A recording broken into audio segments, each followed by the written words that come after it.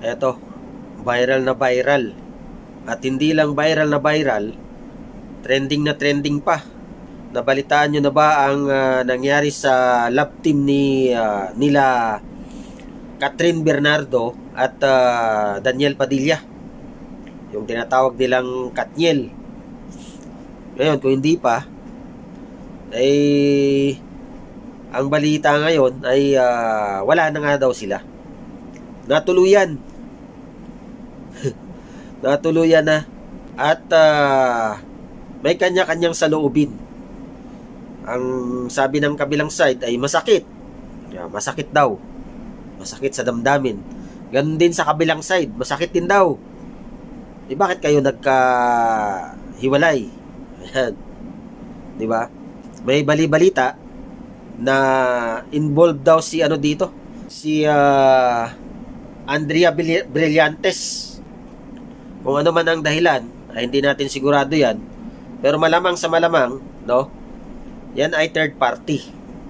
Ay malupit din itong si Daniel Padilla. 'Di ba? Basta yun ang napapabalita dahil nga nakitaan ng picture ito, no, si Daniel Padilla at saka si Andrea Brillantes. Nasa condo daw yun eh. Pero hindi natin alam kung totoo, no? Basta nakitaan daw ng picture na nakahiga yung dalawa sa condo ni Andrea Brillantes. So, siyempre, itong si Catherine Bernardo, di ba? Labis na nasaktan, kumbaga. Kaya natuluyan ng mabuwag itong love team ni Catherine Bernardo at Daniel Padilla. Daming daming nag-react. 'Di ba? Daming fans nito eh, si Katniel, kumbaga. Ang dami nilang fans. Maraming natutuwa sa kanila. At alam nyo ba na almost 11 years na naging sila. So ibig sabihin 2012 ay nagumpisa na ang kanilang pag-iibigan kasi 11 years eh. Mahaba-haba na nga yan. Pero ganun talaga. Iba kasi nga ang mga kabataan ngayon, masyadong marupok.